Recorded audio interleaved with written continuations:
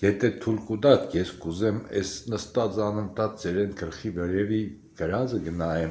այդ բանով եզրափակ ենք հաղորդում։ Եթե ես խանգարում եմ ելնեմ։ Չէ, ես պես։ Բայց ես գիտես ինչ է։ Ասեմ քեզ։ Հիմի կուզեմ մոդենամ նոր պատմեք, են նայեք ժողովուրդ ինչ է գրած ես կան։ Այս Գյուրջիևի,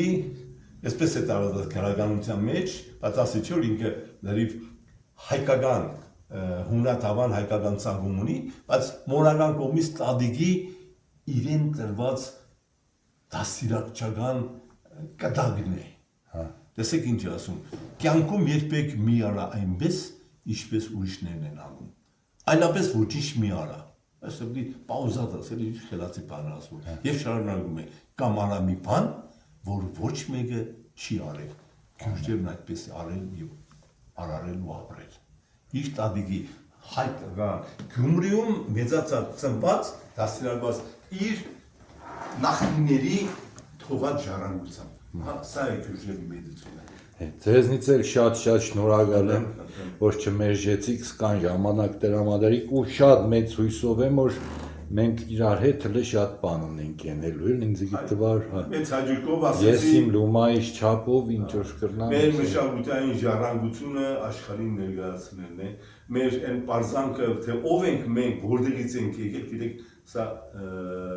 չի կարելի թույլ տալ, որ կտրվի։ Ինչպես օրինակ ասենք, թե իմ գործը ինչ եղավ, Գյուրջիևի այդ ամբողջ պատմության ժառանգության թելը պիտի կտրվեր, կարողացանք թույլ չտալ, բերել եւ այսօր այդ գիտակցությունը կանրայնացնենք ու լավ էլ կանրայնացնենք։ Կամ մարդու եկել է հենց այն աշխատանքի հետևանքով։ Եթե Գյուրջիևի տունը, հոր գերեզմանը, այս ամենը չգտնվեր, իրան ինքն քանի գյուրջիական կոնֆերանսներ գիտաժողովն աշխարհում հասկացում։